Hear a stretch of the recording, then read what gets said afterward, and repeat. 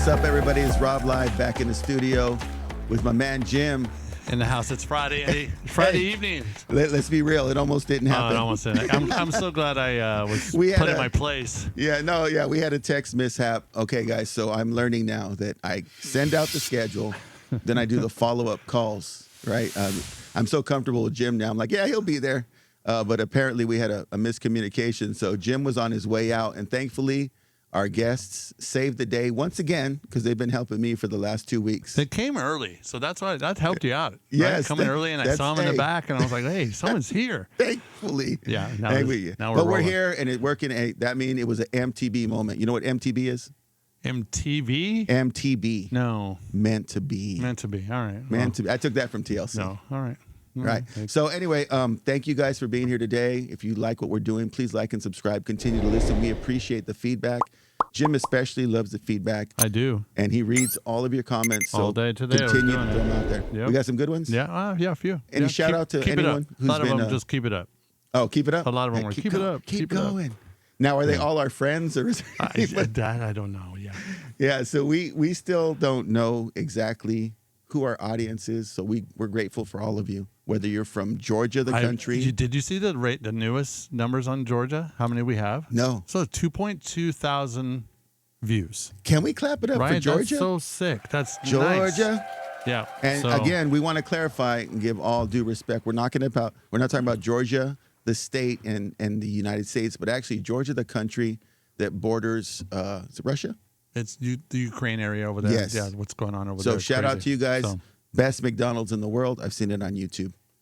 Okay, so we're going to get out to Georgia when we can, but we want to talk about our next guest today with us. And guys, this is a very heartfelt one because on the side, I don't know if we've talked about it enough, Jim, but I'm trying to establish myself with a speaking career as well because I really enjoy getting on stage and sharing my message.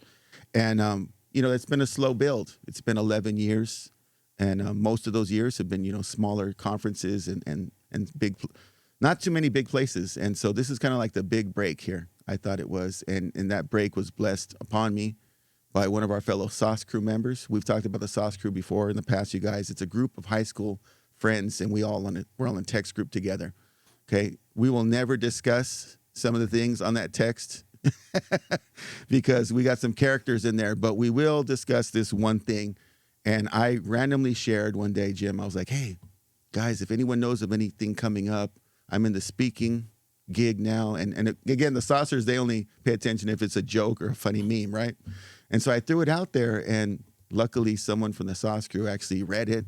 Thank you, George, right? My teammate from high school, the one and only George Angulo, and we'll hear more about him in a minute. But with all that being said, we'll get to the backstory of that. Today's guest is an amazing educator from Clovis Unified, with the Impact Program. She will give you her appropriate title. It is Thea Tan Angulo.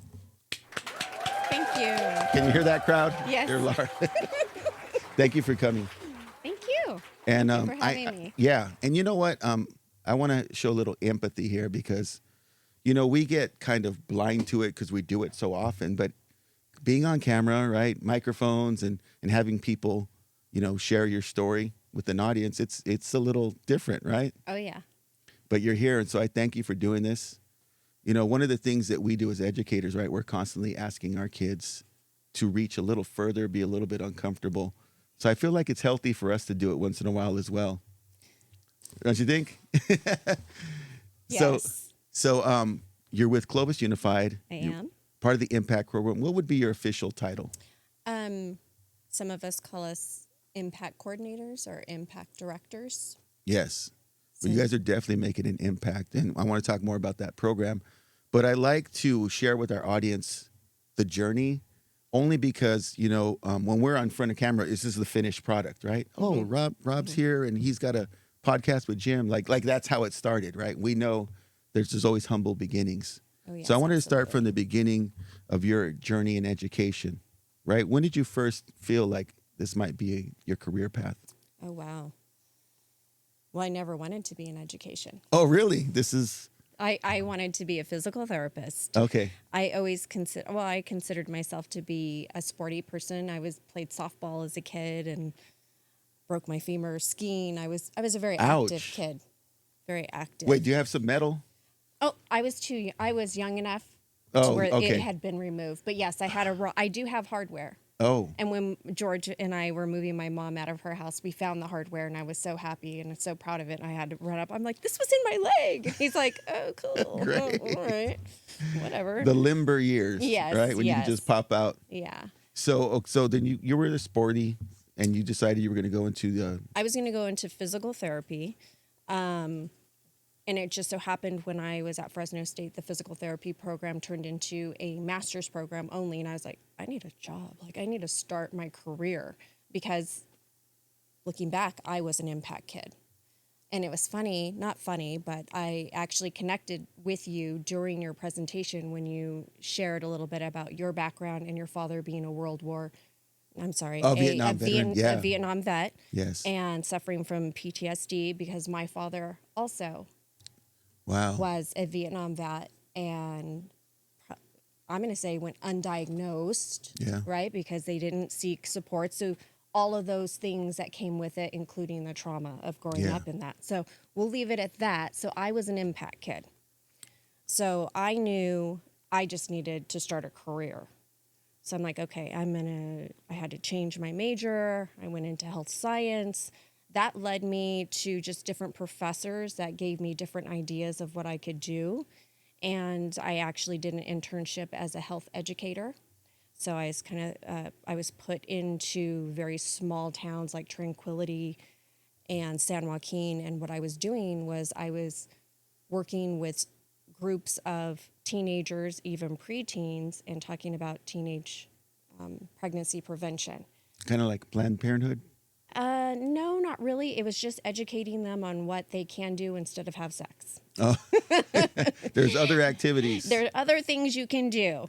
But that was very difficult because we were grant funded, and we were told you can only talk about these certain things. We weren't allowed to really promote birth control. It was more abstinence. It was more abstinence, but then we also had kids coming to our class that either were pregnant or had a child already. So it's pretty hard to educate kids on that when they're already parents themselves or actively participating with each other. Participating with each other. I'm trying to be PC. That's the best way to say it. So then I'm like, okay, this. I loved the educating part of it, and at the time I was seeing somebody who was a teacher, and I went, okay, I can. This might be what I can do, and I enjoy it. Yeah. So I ended up going into the credential program, got my credential At Fresno State. at Fresno State. Yes, Now, go this might be Bulldogs. full circle. Okay. We had a guest on the show named Fred Nelson. Are you familiar with him? I am not. Right, he's with the Fresno State credentialing program. That doesn't sound familiar. No, hey, I'm saying the right name, right? He won Jeopardy. Oh yeah. Yeah, he had the Jeopardy. Fred Nelson. Wow. No idea. Well, it was, what year was this? 2000. Okay. Yes, I don't know how long Fred's 1999, been there. 2000. I know he came from the Midwest, but he runs that program now. But that's an amazing. I've heard a lot about it. Yeah, no, that So doesn't ring a bell. you're for a me. bulldog. I am a bulldog. Shout out for that. 2 times. I love the Bulldogs. So we grow up with them around here. Okay. But you said earlier that you didn't necessarily start in the Central Valley. From what I recall, you're originally from Sacramento. I was born and raised in Sacramento, yes. And then whenever I was about 14, 15 years old, my family moved to Squaw Valley. Squaw Valley. Yes. Okay, which so is we now gotta take- Yokuts. We got to take a minute here for the audience. Okay, guys. Okay. So Squaw Valley. Now, if you're not Yes. from the Central Valley, then you wouldn't be as familiar with it. But Squaw Valley would be like the foothills, the areas that between our communities down here in the valley and the national parks, right? Yes. That would be Squaw Valley towards 180. So I think that's closest to Kings Canyon National Park, I believe. Yes. And that area, guys, is like, can you describe it? Even though it said there might have been 1,000 people, I felt like there was just us. Here's what I remember about Squaw Valley. Jim, I don't know if you know this one. George, chime in if you remember this. There was like this pizza place, and it looked like a hut. Yeah. Does that still exist? Okay, you say that, and we lived in a hut. Our home was a dome home. It was a 2-story dome house. What? Yes. So you lived in the pizza spot? Well, I didn't live like in the. it? Yes, one like it. Yes. Did you actually ever eat there? Like, is that a good spot, or That's. was that open when you were there? It wasn't a pizza spot when I lived there. It was like, I don't know, a little cafe. Okay. But there is now a pizza place, Bear Mountain Pizza. Yes, that's good too. Shout out to Bear Mountain. Hey, we're looking for some sponsors, Bear Mountain. We love your pizza, right, Jim? Yeah. Hey, look at that. See that? Right on cue. Yeah. So I want to share a little bit about that, and I want you to chime in. Okay. So we have this common experience, which is we both went to Reedley High School. Yes. You were there for what, 3 years? Yes. Sophomore, junior, senior. Yes. I went for 1 year. So my junior year, I left for a semester. And what I was trying to do is I was trying to sum up the courage to leave home eventually, because I knew that my hometown of London, California, right? George can tell you about London, and so can Jim, right? There was no future for me there, but I didn't have the courage to leave because I knew I'd be on my own and by myself. And so I left to Reedley for a semester. And some of the things that I saw when I got to Reedley, they might have been like eye-catching to you as well. So here's what I'm going to say. Okay. When I first got to Reedley, I thought it was an ASB dress-up day. That's what I thought, because I don't know how much she's told you, George, but or even if I've told Jim, there was guys in full leather chaps, 10-gallon hats, and you know those long trench coats that they wear in the old Western movies? These guys were dressed in full gear, right? And I have no disrespect. I mean, that's you're repping your thing. We don't have that at Danuba High.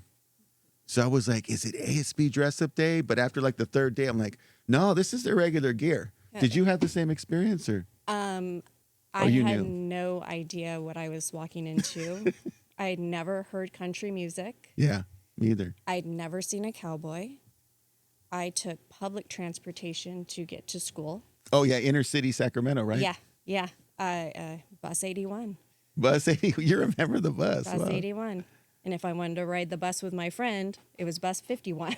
And you were surrounded by like the downtown, the buildings and the skyscrapers, or? I was a little bit further out. Okay. But like I said, like sidewalks and yeah. And then you get to Squaw Valley and you're taking a bus. How long did it take to get into town? 45 minutes. Wow. And on foggy day schedules, those were not good for me. Like everyone else that lived in town or whatever, they got to like sleep in and wait for, plan B to go. And, it's 4-hour delay, whatever. No, instead of being the last person on the bus, I was the first person picked up. And then they drove all the way up nearly to the entrance to Kings Canyon Park. Wow. And back. So in the fog. Well, up there, it wasn't foggy. Oh, it wasn't. It was sunny and beautiful. It was, it was whenever you got down. Wow, you guys are way up there. Now, is there like wildlife? Like, did you see deer, skunk, everything? Yeah, you name it. And so, how did you adapt to that when you going from inner city Sacramento to the country? It was very hard. I rebelled and.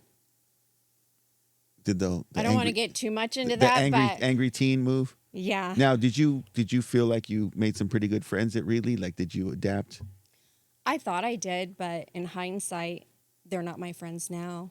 Yeah. I mean, I don't mean that in disrespectfully or in a harsh manner, but they weren't lasting friendships. Okay. I mean, I did stay in contact with a few of the friends that I rode the bus with, and I feel like even today, even though I haven't seen or talked to them in quite a while, it would be fine. Okay. But as far as lasting friendships, I don't have any of those from high school. I don't have a sauce crew. I see. But yeah, well, in all fairness, we reconnected reconnected later. I still do talk to some of my friends from Sacramento. Okay, yeah, well, that says something there. Yeah. And, you guys stayed in touch. Yeah, and then I had a group of college girlfriends that you're still in touch with. Yeah. So you get through Reedley, play sports. I didn't play sports. I was recovering from my femur injury. The femur, okay. And then I was just like, no.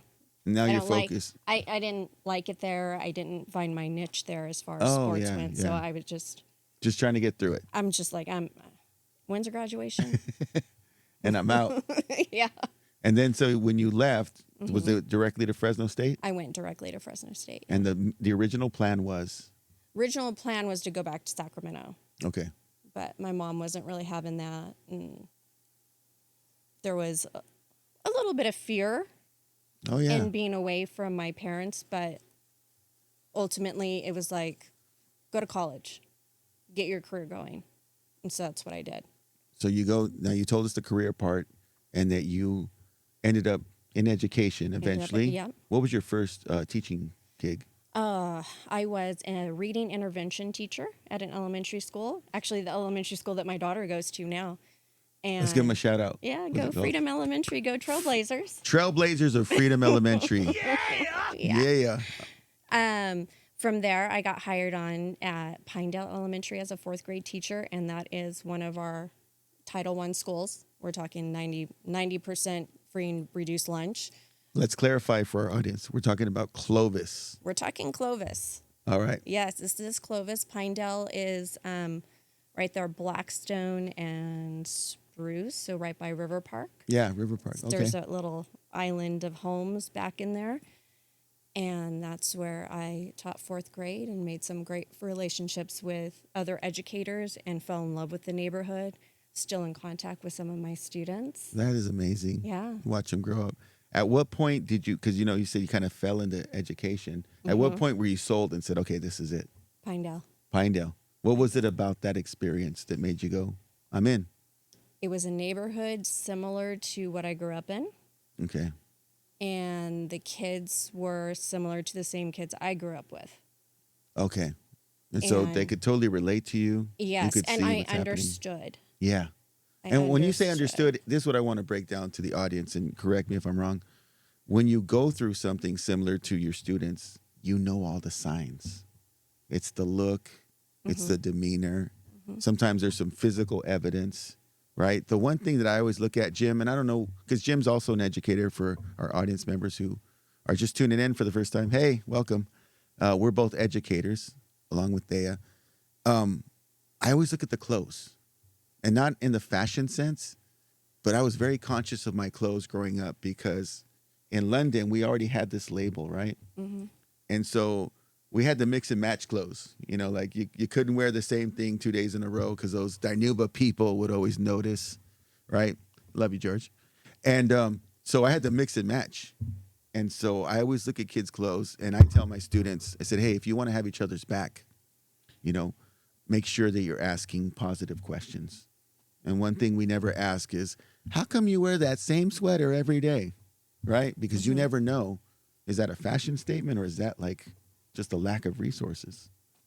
So in your case, what kind of things were you seeing with your students that made you go, yep, I know that? Oh, gosh. Dirty clothes. Yeah. Wearing them multiple times. Yeah. Shoes that didn't fit or lots of holes in the shoes. I had a student who slept the entire time because at night he wasn't able to sleep because of whatever was going on in the home. Yeah. And it's weird because I had that student as a 4th grader. Fast forward 15 years, I had one of his younger brothers after I had moved schools and became an administrator. Wow. And I was like, wait, this is a very unique last name. Yeah. And then you kind of dig deep a little bit and you're like, oh my gosh, I had his oldest brother. Now, did you mention that? Like, I did at one point, and he was actually doing well for himself, working at Home Depot. Good. Yeah. I always have this dream, and I don't know, I told Jim, I'm in my 22nd year now, and I'm like, okay, there's some old enough to be bartenders now. I just want to walk into that one place, right? Mr. I got you all night, right? Hasn't happened yet. I've never seen him at the gas station. It's like you don't really expect to run into your students. I never saw my high school students in the real world. I see him all the time. Well, I see him at the beach. You guys live in Clovis, right? Miss Tan. I'm like, oh. okay. I'm just living my best life over here. But you know what? That's a compliment to you because I'll tell you what. I've had so many kids tell me, hey, I did see my teacher and I went the other way. Oh, no. Right? Because they want to see you. I'm at Chrome Wolf. And one of my students is working security there. Comes up, gives me a hug. Nice. And I'm like, hey. We were at Disney on Ice. They're selling concessions. I love it. I love seeing my kids. Yes. I love them. And then for them, it's a little bit weird because I'm a little bit of an older mom. Oh, I see. And they're like, that's your daughter? Like, you have kids? I'm like, yes. Yes, I do. Thanks for that. Yeah, no, there's definitely a gap with a lot of us. We have, high school friends that had their first child like as seniors, right? Yeah. And then I had my first child at like 35. They're going to the club together. Yeah, you're like, that's not right. That's not right. Hey, Dad, pay for my drink. No, that day's coming. So then you go from Pinedale to Clovis. No, Pinedale is Clovis Unified. Clovis? Yes, that's right. So I what go was your from next school? After that I became an administrator at another elementary school, and then I did that for a year and moved over to be a vice principal at another Title I school. Yes. That they did tell me that they had higher numbers of Title I students in free and reduced lunch than the school I had originally come from, Pinedale. And I'm like, I don't know, but it was really close. So when I was an administrator there, it's different than being a teacher. Oh, yes. Because when you're a teacher, you see your 30-something kids, right? Yeah. Those are the kids, their stories. You're aware of what's going on in their lives. But as an administrator, you know the entire school story.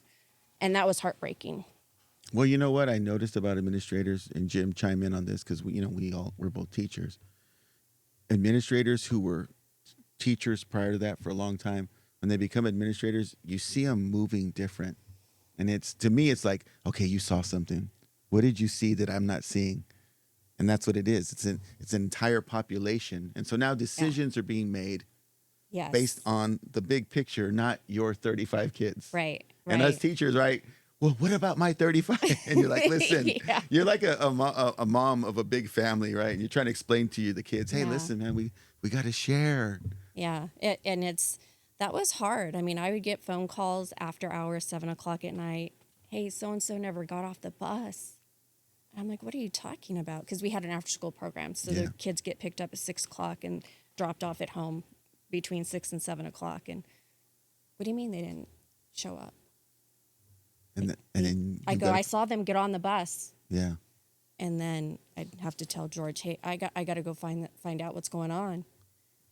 Wow. Well, I will say, in all cases that the kids didn't make it home, they ended up at a friend's house playing video games. Oh, just forgot to tell Mom. They just didn't say anything, so I can say that. But those are scary moments, especially when you're dropping off in some of the roughest neighborhoods. Yes. But I know this. When you're a kid from the rough neighborhood, you know how to navigate. Oh, yeah. In hindsight, that's what I'm like. They know how to navigate. Not that I would make it okay. Yeah. But they knew how to navigate, and we were able to locate them, and they'd have whatever consequences for going to their buddy's house and playing video games. Yes. Street smarts. Yeah, and then they get to school and have to deal with me. It's like, I had to go back to the school and make all these phone calls and call the police and this and this and this. Like, don't do that to me either. So not only are parents worried, then you've got the whole school worried because we're responsible for them as well. And you care. And yes. And you care. Yeah. I mean, I can tell that about you. It's crazy, Robert. Sorry. It's crazy because we just had our meeting, our PLC meeting on Wednesday, and our principal was telling us when a student transfers from one school to another, they don't know anybody as a freshman. And it really kind of set the tone because we, as educators, have to stop what we're doing. We're mid-semester, midway through the year.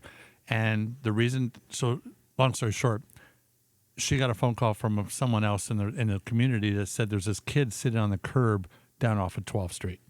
And it was really hard for her to, the sheriff came, they went over there. He was upset, crying. He didn't want to be at the school because he didn't feel welcome. And it was just one of those things where, you try to think, okay, did I have an impact on that kid? Did I do something that he just, you kind of like, because I think personally, I think I had him in my class, and I was like, I remember him, but we're so engaged with the 35 other kids in the room to go back to the very first week of school and say, okay, this is what we did. This is what we did. This is what we did. This is what you got to do. Do. Okay. You have any questions? Let me know. I got 30 other kids I'm messing with.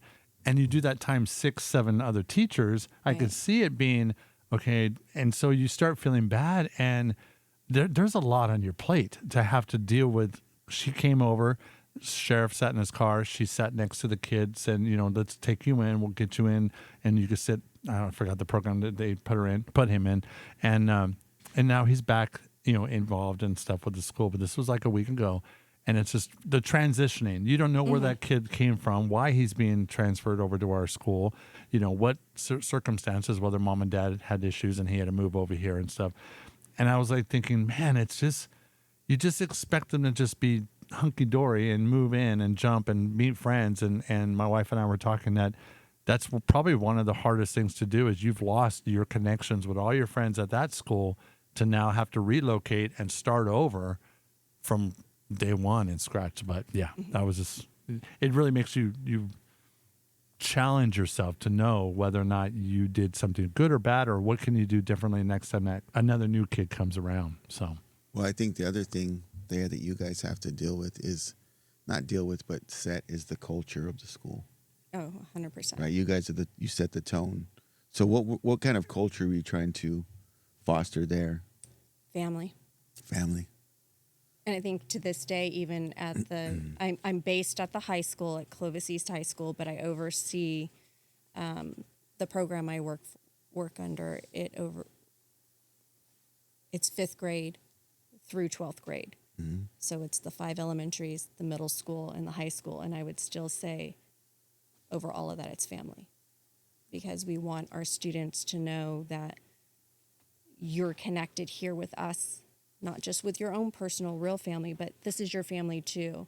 And that spills over into what our program is all about. And we have 3 big goals, and it's to connect students. And if they're connected, they're at school. And we know attendance has a huge impact on a student's success. So if they're there, they're learning. If they feel connected, they'll come. And if you've got those 2 things in place, then their academics hopefully come with that as well. And we have people in our program that work on all 3 of those things to help kids feel connected, help remove the barriers so they can be at school. And then I have the most outstanding IAs that push into classrooms and work with our kids in challenging subjects like science and math. Oh, yeah. And then I have a team of 6, we call them SRLs, student relations liaisons, and they're the ones that are sitting face-to-face with a lot of these kids, finding out what their trauma is, learning their stories without prying, just allowing that student to share and helping them figure out and navigate school so they can graduate and go on to do something and be successful and hopefully not repeat the cycle that they're in. Man, I'm for all of that. And we're in a very unique position because I just got to witness the magic firsthand of what your program is, as well as Jim's wife. Shout out to Leslie. Yeah, she's in it too. Jim, tell her the connection. Tell the audience the connection to Impact program. And what she does? No, who Leslie is in that whole. Oh, well, no, my wife's worked for the online program over at Gateway over there at the online program. She's gonna tell me I don't know what I'm talking about every time and I always laugh because I'm like, your business card must have so much stuff on it. But so she does a lot over there for Clovis. So Jim's like, she's gonna listen to this one. So what I know that she does. Tell me what she does, Thea. She is a counselor, and if things haven't changed, she is still the impact counselor. So she's helping the kids navigate their classes. Yeah. Is that accurate? And the interesting thing that she does is she's online. She used to be in person face-to-face, but she does have kids that come in that she works with face-to-face. Right. And she's also doing a leadership camp thing or leadership group too. That's really, she loves doing that and stuff. But so she's pretty big. She got a Crystal Award. I know that. She did. She did get a Crystal Award. So, yeah. Okay, so we want to start from the beginning, audience members. We kind of jumped into it, but we just want to break down what the impact program is. And I think that you kind of went into it a little bit. But my experience was that I came and I got a chance to be a speaker with your group. And I just want to tell that backstory really quickly because I feel really blessed. And from what jump in, George and Thea, to correct me, but from what I heard from you was that you and George were listening to this amazing podcast. Yes, we were. Right? Rob Live with Jim Chance. And then you were looking for a speaker. Yes, I was just, I think it was a Friday afternoon, so we were headed out of town. And I had recently had a coordinator meeting. And we always have a keynote speaker. I was just like, gosh, I need someone to, I wonder if I can bring somebody to the table. Yeah. And we happened to be listening to your podcast. And George was like, what about my buddy Rob? And I was like, well, I don't know you, or I didn't know you. And I'm like, I don't know. Can he own it? Like me being the person I am, I'm like, can he own a stage? Yeah. Because like, and that this is is valid, middle school. It's a valid question. You know, you sit there and just stand behind a podium. Kids are going to be messing around. I'm going to be doing discipline in the audience because they're not listening. I've got to have somebody super engaging. Yeah. And I have to have somebody that can then turn around and teach a workshop. And then he goes, well, check it out. He does that kind of stuff. And I'm not certain if George told me you spoke at a Rosie High or how I might found have been that out. Saul Salinas. It could have been. I'm like, okay, so he's done this before. I'm like, all right. So I've heard the podcast, and then I don't know if George reached out to you first or if he just gave me your number. I don't remember how. Yeah, George texted me and said. And then you and I started communicating. Yeah. But that was really my biggest thing is if you can keep these kids engaged with whatever your background, your story is, because that's what we really want to hit home with is, you know, there are successful people in our community living amongst us that have similar stories or upbringings as you all, meaning the middle school students. Yes. And if we collectively can break a cycle, then so can you. Do you have to have it all figured out today after you listen to him? No. But you can have some little bit of hope. Amen. Or you can like just say, you know, he did it. I can do it. I'm still going to go back to school and be a knucklehead for a little while. But I'm going to figure it out. No, yeah. And I want to just brag about your kids for a minute. Okay. So the impact program, right? That was our audience. And I told Jim this. There's this part of my presentation where I do this talent call out. And the whole premise was we've kind of forgotten our talents and our gifts because of the years when you're growing up. You know, people aren't as encouraging as they were when you were a kindergartner. Right. And so I have this backstory of my daughter. So anyway, in this point of the speech, right, it's like, okay, raise your hand if you know how to dance. And usually the audience is about one or two. And even the one or two that raise their hand are kind of like, oh, I don't want him to call me out. Not the impact kids. The impact kids it was like 50 of them. I'm like, oh, who do I? And so now I'm like, okay, we got to go improv. And so we turn into this full-on talent show, and all these kids come up there, and they're all excited. And one's like, I'm Slim Shady. The other sang for us. One of them was playing the drums. Another one was dancing, the sprinkler. And then there was a little girl like in the second row, and I ran a remember I was a receiver, George, back in the day, Daniel Baha'i. She threw the ball. And she hit me right in the numbers. And it was like, what? All these kids stepped up, and that's a testament to you and your team. You guys have built them to the point where they're confident. Yeah, and I wouldn't even say that's just our team. That's our district. Amen. That is, the teachers that I've worked with over the years, the other administrators I've worked over the years, we all come together with a common goal, and that's just to lift up our kids and make them feel like they're something. Yeah. And then, you see know, that. our tougher ones are in our programs, and the ones that we try and hit a little more one-on-one. No, I saw that, and I got emotional. Just wow, these kids are so loved, and you know that they need it. You can see that as well, And so the program itself, do you know more about the inception, like whose idea or Okay. concept? I hope I get this right. Okay. Okay, so the program, this is its 12th year, my 7th year. So it's been 12 years, and to the best of my knowledge, it was Dr. Prandini and Mr. Norm Anderson that created the idea, really started the whole thing. And the way it started isn't necessarily how it is now, but it still has the same base and idea of supporting our LCAP students. And our LCAP students would be our homeless students, our foster youth, our EL students, and our socioeconomically disadvantaged students.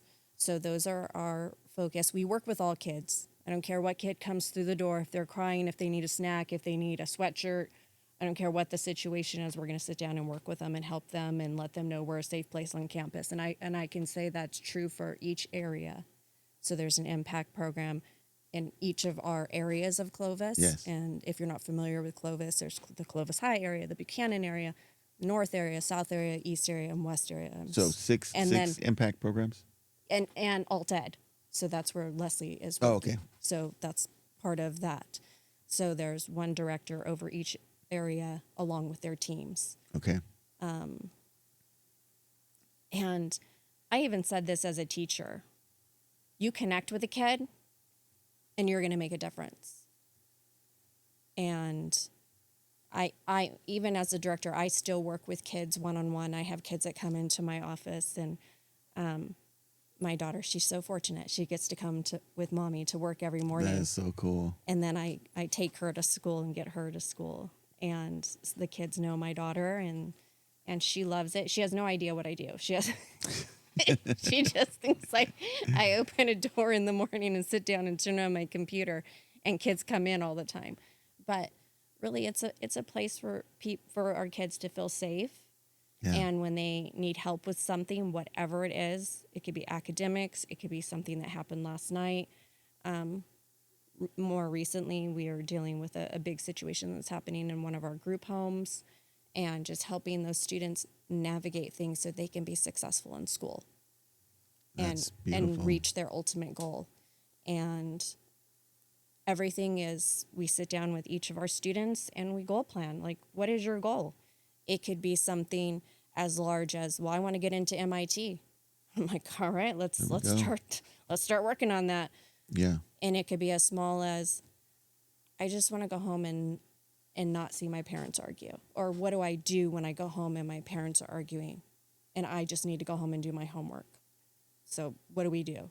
So it's just putting tools in their toolbox, checking in with them frequently, not just, okay, we're going to have this conversation right now and I'm not going to see you for a month. Yeah, just check the box. Yeah, no. Kids see through that.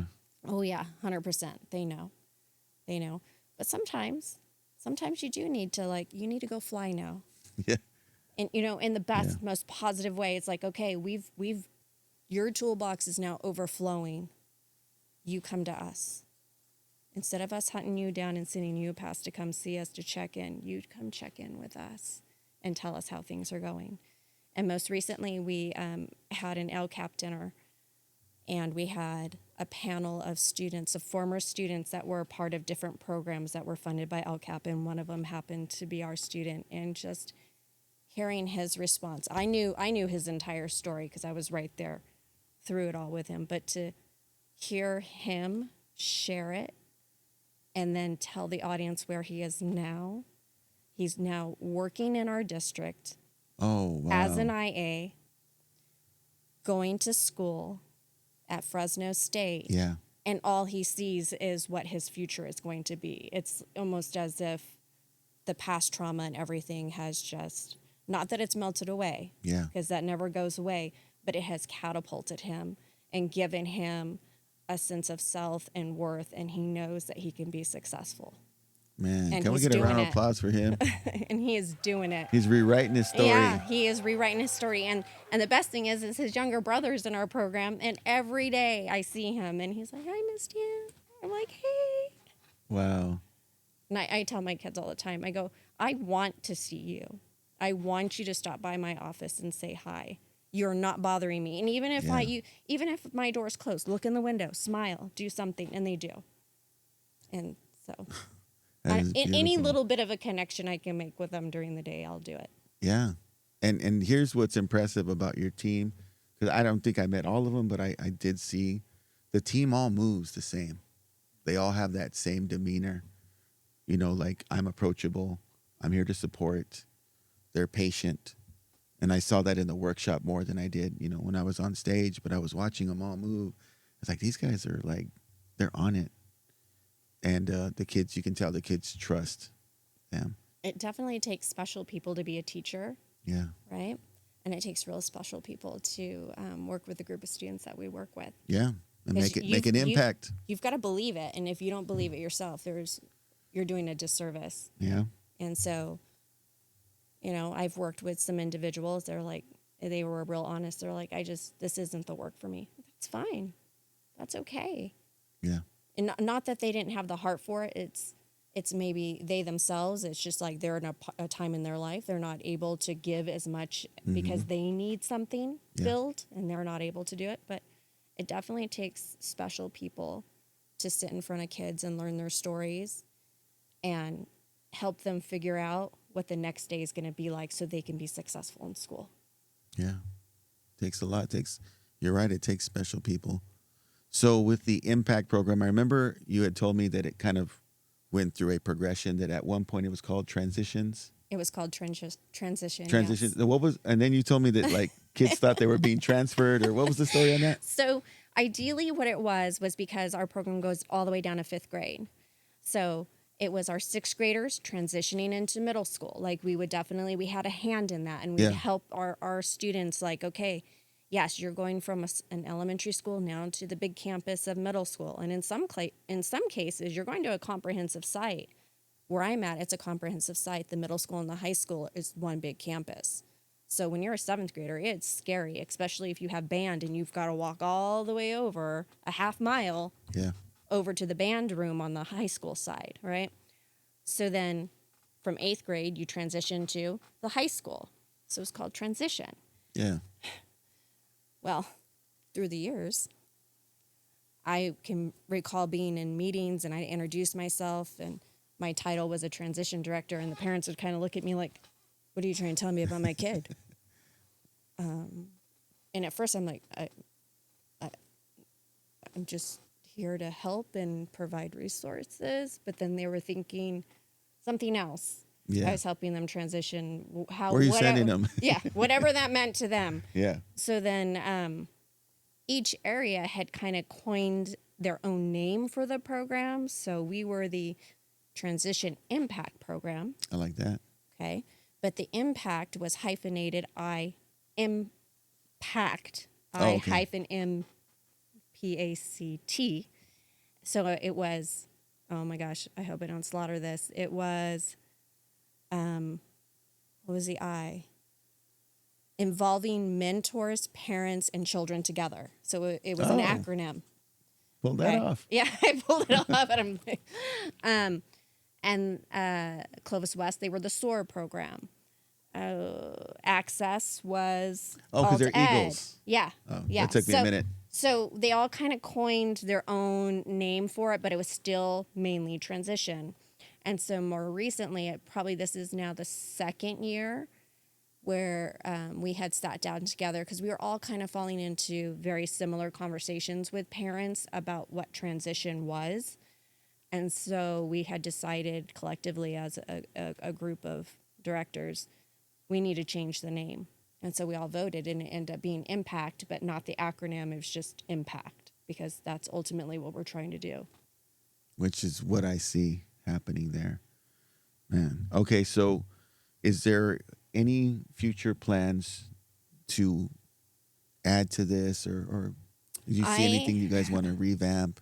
I'm trying to revamp every year and do different things. Just get better. Yeah, so within our program, I have what we call the GEMS group and the MAPS group. The GEMS group is the Girls Empowerment Movement, and MAPS is Men's Alliance Program.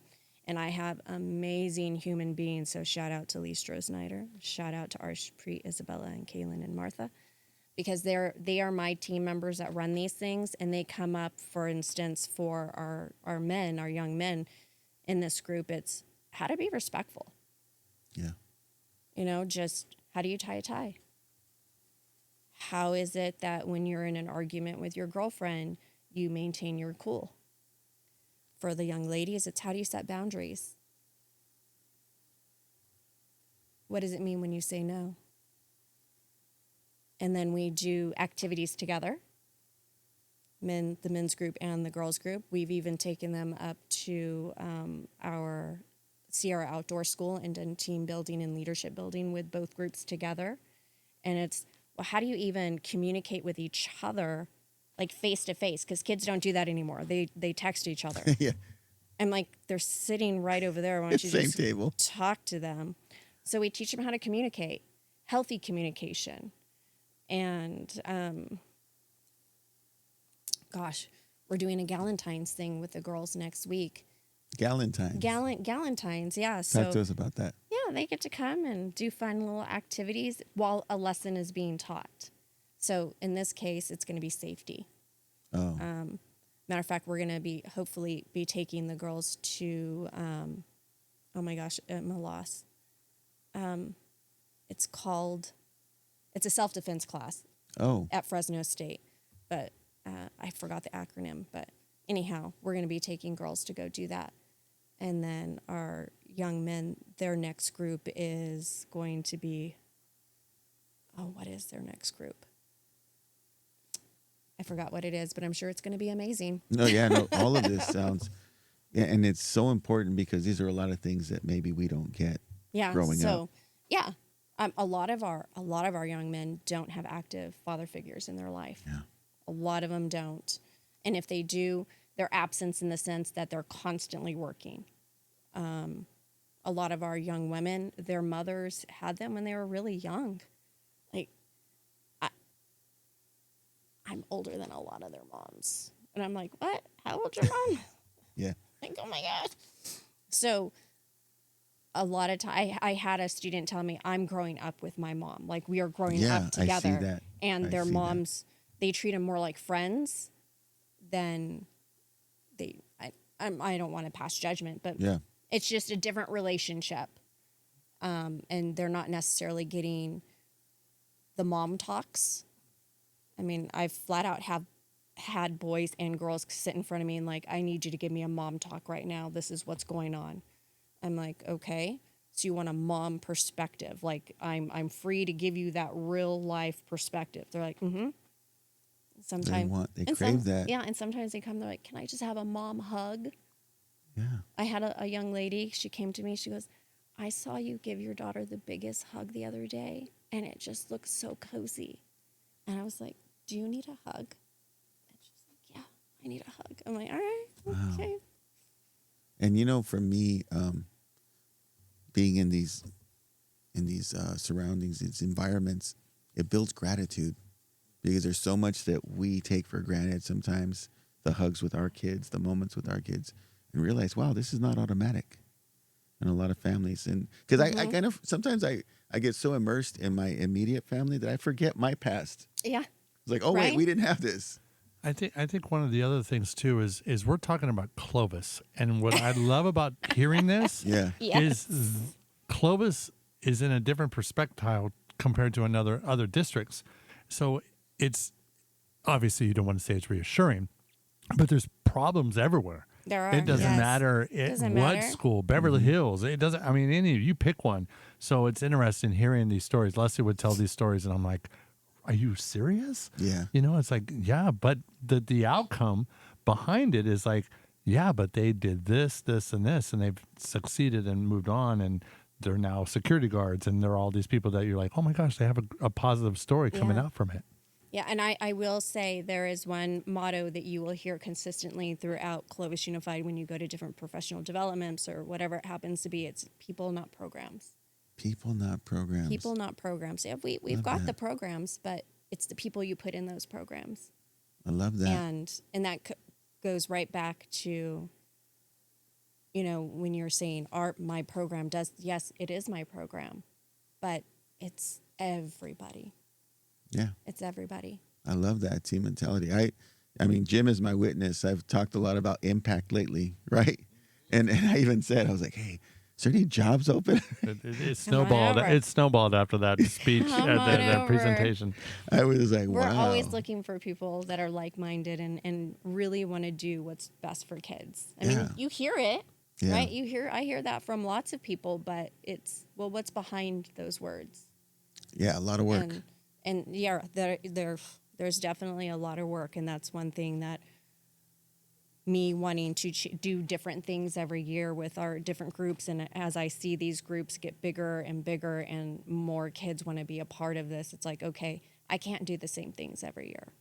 Yeah. And we do a lot of college trip things, so I partnered with Avid, and so we blended those two groups together, and our students really had a great time. And being able to, and you're from New London, I don't know how often you actually left the county. Yeah, not too often. Not too often, right? Yeah. We still have students that haven't seen the ocean.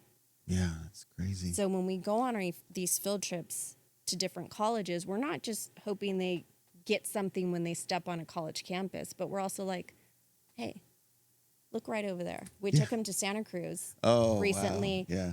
And we just kind of stood up on this hill while we were waiting for our docent to come. And there was just this calm because the kids were just staring at the ocean. And I shouldn't say I take it for granted because I'm very fortunate to have things and be able to see the ocean quite often. But yeah, I just looked over at these kids and I said, what do you see? They're like, I see so much more than just water. I remember I was just like, wow. Whoa, okay. And I didn't want to really break that moment for that student, but I did go back when we were in the van together. I'm like, what did you mean by that? He's like, I can have a lot more than what's just right there in my little neighborhood. Yes. And I'm like, I won. Not that I'm like trying to win, but it's like, okay, I got to one kid. You need that celebration too. Yes. Because you put in so much work. I call those Aladdin moments. Because remember that Aladdin song, A Whole New World? Yes, it is a whole new world. When you see it in their eyes, like they're seeing something for the first time. Oh, 100%. And you had an opportunity to be a part of that. Yeah. And to be able, when you take them, like we went, that particular trip, they went to Cal State East Bay. We went to St. Mary's. We went to Santa Cruz. And we also went to Stanford. But these colleges are so different. Yeah. Like so different. And each of these students that are there, like, oh, I can totally see myself at Cal State East Bay. And I'm thinking in my head, there's no way I would ever go to Cal State East Bay. Like, it just wasn't for me, right? Yeah. And then you had kids that I didn't think would like UC Santa Cruz. Loved it. They're like, I want to walk on a trail to get to my classes. I want to live in the redwoods. I'm like, you do that. You do that. The banana slugs. Yeah, the banana slugs. And we got to see some, too. It's so fun. I'm like, hey, if you go here, that's what you are right there. I have a friend who grew up in the Bay Area. And you know how we have SciCon here in the Central Valley? Mm-hmm. Science camp, for those audience members who aren't aware of that. SOS for Clovis. SOS? Is it 6th grade? 6th grade science camp. 6th grade, you spend a week in nature, right? Yep, Sierra Outdoor School. Okay, so they did that in the Bay Area, my friend Eric Aldena. And he told me that when they had theirs, it would be near Santa Cruz in the redwoods, and that they would taste the slug. Like they would. Oh. Yeah. And I was like, wait, what? No, thank you. He goes, yeah. And I don't know, I don't remember the flavor, but it was a thing. Okay. And I was like, are you sure? Were you ever a counselor? No, I wanted to be. I was for 2 years, and I will never forget it. You were the guy who brought the suitcase full of candy. No, no, we didn't do candy. But it was the first time I knew, I think I was in high school, but I think it was the first time I knew that you had to put all the blankets or the sleeping bags over the railing. Everyone had to do it because of that one kid that peed the bed. Oh yeah. I was like, why does everybody have to do it? And you didn't want to, but yeah, it was amazing. I loved it. And you were SciCon because you were Tulare County? Yeah, SciCon. Yours was SOS? Clovis is SOS. Where's that located? Sonora. Okay. A little bit above. So that's Columbia. Northern California. Oh, Columbia. Yeah, right over there. That's right. Do they do the Moaning Caverns over there too? You can. Yes. Yeah. Been there. When I was a 6th grade teacher, we did the Moaning Caverns. Yeah. And the teachers stay for a week as well? Oh, yeah. Out there? Oh, wow. Yeah. What was that like? It's tiring. It's real tiring. Sleeping in the cabin? Yeah. sometimes kids don't want to go to sleep. Can I tell you an impactful thing for me? And I'm 100%, assuming yeah. some of your impact kids. When you go to SciCon, you eat family style. Yes. You're at a table and you're passing things around. That was like, I love that part. We do that too. And I think, today the family meal, I take polls in my class all the time. I don't know if you guys do, because what I try to do in the classroom is kind of break the bubble, right? That this is my reality. And so it's everyone's reality, which is never the case, right? And I always tell kids, hey, if you get a chance to eat together as a family, right? Who's that in the group? And it's not a whole lot. So SciCon, SOS, right? There's the family style by design. Yep. You're eating together. That was my favorite part. Yeah. I actually enjoyed it. I got to know my kids differently that way. Yeah. Yeah, And you see little things like, the kid who will grab the bread and then pass it to you first. Right. You're like, oh, it's a different side. You know what we do, and I'm sure you guys do something like it, is when you take kids out of the classroom, right, you have a different side to them where they may excel better because they associate a certain experience with the classroom. And for some, it's struggle, right? So then you get them out in the world like, oh, I get to use my hands. And we do community service with our kids. And one of my best community service workers really doesn't like the classroom setting. That's his world, right? So it looks like impact. You guys put them in different places. We do. To show them, a different strength. Yeah. We also do some community work, and we're partnered with the Central Valley Food Bank. Yeah, that's who supplies our food. Yeah, and so... Shout out to Felicia. Yeah, every other... All I could think of was, bye, Felicia. Sorry. I know. Yeah, I thought the same. But every other month, we do it at Clovis East, and it's district-wide, and we get as many kids as we can out there. To serve the food. To serve it. Oh, that is they so help important. Pack it. Yeah, for sure. And then on the off months, Buchanan does it, and we go support that team. We don't take kids to that one because that involves a whole, permission slip and everything. But when they're at our home site, then they're out there helping us. And then our elementary schools, we just recently had one of our elementary schools do it, and then we went over and helped. And you see a different side to kids. Yeah. Especially when they see their neighbors coming through the line. Yeah. And they're like, oh, they are like us. We're not the only ones struggling. And I can help someone else. Wow. Yeah. And I saw that the first time we did one of our food drives. I had 2 kids come up to me and just said, there were families in my neighborhood that came through. I said, yeah. They're like, I thought I was the only one.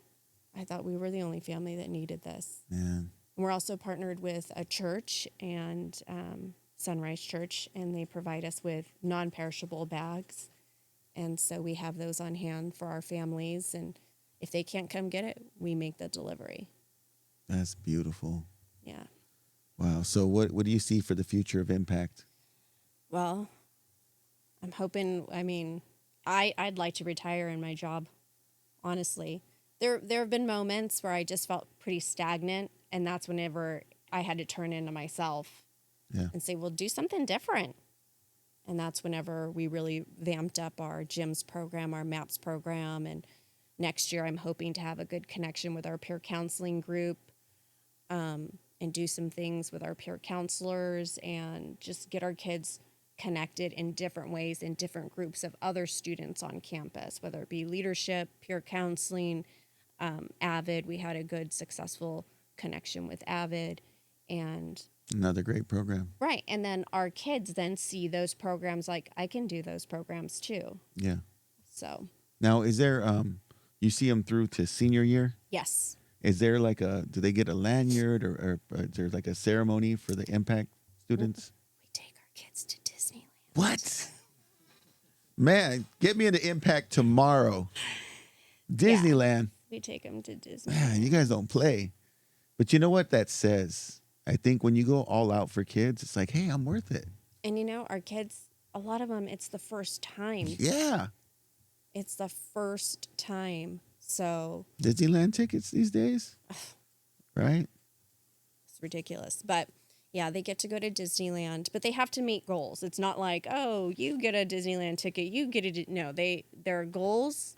We monitor those goals, and if they reach their goals, they get a ticket, and we take them. What a motivating. Yeah. Wow. So that's their big thing. We also do, for our seniors, we have a big senior breakfast for them. Our program for our students will pay for cap and gown, their prom tickets, their yearbooks. What else? We're partnered with Dream Dress. So our girls, when they need a dress, we take them over there and they get fully outfitted for whether prom, formals, or graduation. You know, I'm glad that you're saying all this because I had a senior last year who just graduated, Golden Bear Sierra Pacific, and then I have a senior this year. And man, the expenses are like every other week, huh? It's like, wait, cap and gown and yearbook now and grad night. Oh yeah, I can we imagine cover grad night for our kids for an too. impact student. Yeah. You know, that's a lot. Yeah, but yeah. And sometimes they're not the first ones to come to you and say something. Yeah. You're just like, do you got this? And they'll kind of look at you and like, come talk to me. Yeah. Let's just go have a conversation. And it's like, you're part of this program, not just for the snacks and to have someone to chat with and help motivate you. I said, we can help with those things. And they are just beyond thankful because, I've had kids say, my mom was going to give me the grocery money so I can get my cap and gown. I said, well, no, that's not going to happen. And even before I was a part of this program, one thing I can say, I have a very gracious husband, and whenever I've ever had a student in need, I'm just like, hey, when I was a 6th grade teacher, I'm like, I have a kid who can't afford to go. My husband's like, well, let's just pay for it. Dang. That's my dog right there. Yeah. Can we clap it up for Jorge Angulo? The Angulo family, matter of fact. Real So- side note, his dad was one of my first coaches for All-Stars. Manuel. Yeah, and your uncle, we had that green and gold Giannini team. Do you remember that? He was one of my first coaches, and George was on the team. Wow. I want to hear more stories about George. Oh, yeah. Wait till we got to turn this camera off. We can tell George stories. No. But yeah, so yeah. I've always just been a person. It's like if I have something, I can share that. Yeah. And I see that. and these are experiences kids may never have again. So why not? Why not help a kid? Man. Well, you're selling it to Robert. I think your program's doing very well. The stuff that I hear from Leslie all the time, she's always like, "Yeah, you wouldn't be able to handle. There's too much. We do too much over here." Yeah, it's constant. It's never a dull moment. That's for sure. I saw the impact video Oh, that was the made. old one? Yeah, that's That's the old Leslie sent one. it to me. And there's a lot of Leslie in that video. Yeah. Yeah, she didn't want to be Oh, well, I don't want to say interviewed. it's, She didn't want to be interviewed, but she's in it. okay. I don't want to say it's old then. But I Well, think- it's a couple of years old. Yeah, it's people have retired that were in that video. Yes, people have retired that are in that video. Wow. So, yeah. So, impact. I'm a big fan of it. I love what you guys are doing, Clovis Unified. And I want to address the elephant in the room for a lot of people who know me personally. For a long time, I was never a big fan of Clovis. And the reason for that were all some of the stereotypes, the optics from the outside looking in, right? Yeah. That Clovis has abundance of resources and everybody's doing well. And, there's not a whole lot of need there. There's all these There's stereotypes. a ton of need. Well, that's the thing. And we function on less money than most districts. Wow. And you know what it is? Our cup is only half full, where everyone else's cup is full. You're right. And I'm going to be the first on camera to say I was wrong about you, Clovis, and I'm sorry for, all those years of assumptions. But, the thing that I think most of us are going off of is the sports. We go when we see the facilities, Yeah. and we make all these assumptions that every student, has a certain background or a certain socioeconomic.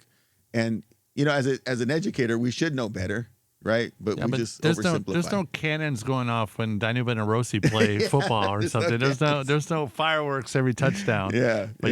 But yeah, so it's the sports, and that's just the visible part of Clovis. But sitting there with your superintendent, she's amazing. Yeah, and she was giving me statistics about Title I and where funding goes and how there's such a need in Clovis.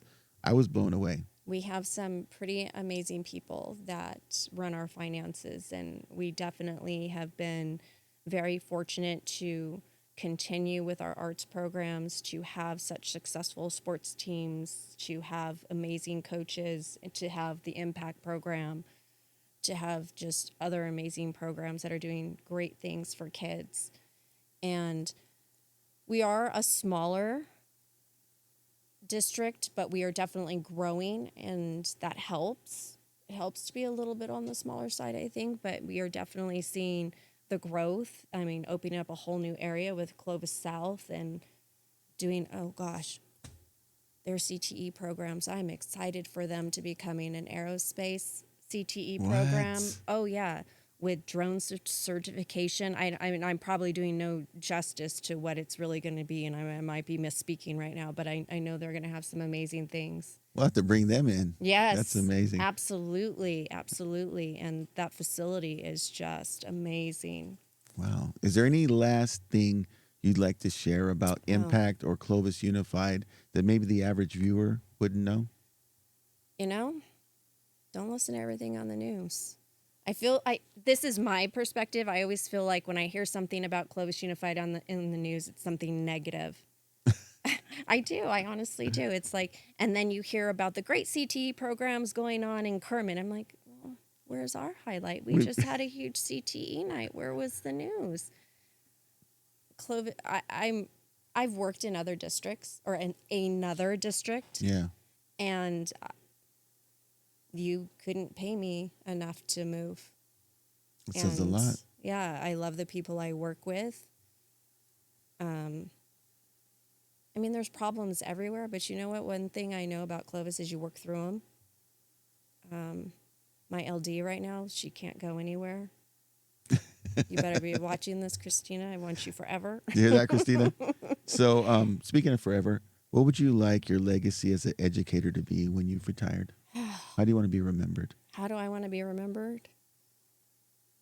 Man, that's the $1 million question, isn't it? How do I want to be remembered? The lady in that office over there that told me I could and showed me how I could do it. They don't even have to remember my name. I could just be that lady over there with the glasses. I don't care. That's beautiful. The lady who told me I could and kept on checking in on me. That's exactly who they need. That's it. I mean, I don't need kudos. I don't need anything, to be honest. It's awesome when I do have students reach out to me, former students or whatever, and say hi. If you see me, say hi. I'm a person too. I go grocery shopping. I have one of my former students. She's a clerk at Vaughn's, and I came in rolling in. Oh man, I looked bad. We were having people over for breakfast. Wait, was it pajama bottoms and the slippers? Oh, you name it. My hair was up. The Walmart yes, setup. Yes, and the onesie. And of course, she had to be the one at the only line that's open, and I'm just like, she's like, Miss Jan. I'm like, oh, you weren't supposed to recognize me. She goes, I'm always gonna love you. It doesn't matter. And I go, I look horrible. She goes, girl, you have no idea what I see walk through the store. Kind of made me feel good, but yeah, I love seeing my students in the real world too, and how they're doing. And I'm sure you've had an impact on so many people. See what I did there? You like that? Yeah. Impact. Yeah. So thank you so much for coming on the show. Thank you for having me. Of course. Wonderful. And I want to get more of the Impact team. If you want to come back with some of your friends. Some of my friends? Sure. Yeah, try to get Leslie on here. We can't get her yes. on. She's I right know, over right, there. yeah, 100 yards away. That would be the ultimate. So thank you so much for everything. Clovis, I'm sorry. I know it's real now. You guys are doing great work. We appreciate you. We appreciate people like Thea Tan Angulo and the rest of the Impact team. We love you. And from James Chance and Rob Izquierdo, it's Super Bowl Sunday. Woo woo. Right there. Where are we going? See, is it Seahawks or is it? I'm going for my numbers, baby. Oh, yeah. So, that's right, George. You guys have a big one you do every year. Oh, that's awesome. Jim, who are you going for? Go Raiders. Go Raiders. Yeah, I just like football. Go Raiders. Yeah, a good game. I want to see a good game. Yes, let's have a good game. Well, thank you guys for being with us this time. If you like what we're doing, continue to like and subscribe. Support Clovis Unified. They're doing great things out there, especially with the Impact program. We're going to leave some information about them in the description. Until next time, it's Rob saying love, peace, and chicken grease. We out.